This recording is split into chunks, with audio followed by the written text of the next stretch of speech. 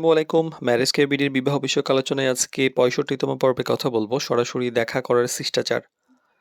তো বিয়ের বিষয়ে আমরা এর আগে অনেক গুরুত্বপূর্ণ টপিক নিয়ে আলোচনা করেছি। সিভি তৈরি থেকে শুরু করে একদম প্রস্তুতি থেকে শুরু করে সিভি কথা বলা, প্রশ্ন করা, WhatsApp এ কথা বলা, ভিডিও কলের গুরুত্ব এছাড়া নানা টপিক নিয়ে আমরা অনেকদিন ধরে কথা বলছি। তো আজকে নতুন একটা ব্যাপার যে সরাসরি দেখা করার পর যেটা যেহেতু আসছে। তো আজকে যে দেখা করার ব্যাপারটা ২ পরিবারের সিচুয়েশন এমন হয়, ২ পরিবার বা সরাসরি পাত্র-পাত্রী আ এই দেখা করার ব্যাপারটা কিভাবে সুন্দরভাবে করা যায়, একটা কিছু শিষ্টাচার থাকে। এই ব্যাপারে কিছু কথা বলার চেষ্টা করছি। প্রথমত একটা নির্ধারিত দিনে সম্মানজনক পরিবেশে দেখা করার ব্যাপারটা নিশ্চিত করা। তো সরাসরি দেখা করার ক্ষেত্রে এমন একটা জায়গা নির্বাচন করা উচিত যেখানে সবাই স্বাচ্ছন্দ্য বোধ করে। সেটা রেস্টুরেন্ট হতে পারে বা বাসায় হতে পারে বা এমন কোনো একটা জায়গায় যেখানে বিষয়টা পরিষ্কার এবং মূল বিষয়টা হলো যে পরিবেশটি ভদ্র, কোলাহলমুক্ত এবং হচ্ছে স্বাভাবিক এবং সময়ের প্রতি গুরুত্ব দেওয়া। এইটা একটা গুরুত্বপূর্ণ ব্যাপার। কারণ যদি সময় ঠিক করা হয় তাহলে সেই সময় অনুযায়ী উপস্থিত হওয়া অনেক বড় একটা ব্যাপার।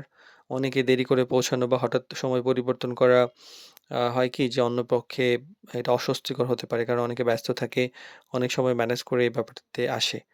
তো সময়ের প্রতি সম্মান দেখানো একটা ইমপ্রেশন তৈরি করে।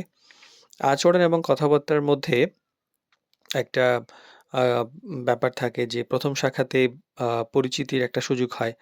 তাই খুব ব্যক্তিগত প্রশ্ন বা অস্বস্তিকর কোনো ব্যাপারে আলোচনা না করাই ভালো। ১ম আলোচনাটা পরিচিতমূলক কথাবার্তা বলা বেশি শোভনীয়। শান্ত, ভদ্র এবং সংযত আচরণ করাই এই সময়ে খুব গুরুত্বপূর্ণ। এবং অতিরিক্ত চাপ তৈরি না করা এবং চাপ বোধ না করাও ভালো। কারণ ১ম দেখা মানেই যে একদম সঙ্গে হয়ে যাবে এমন তো হয় না।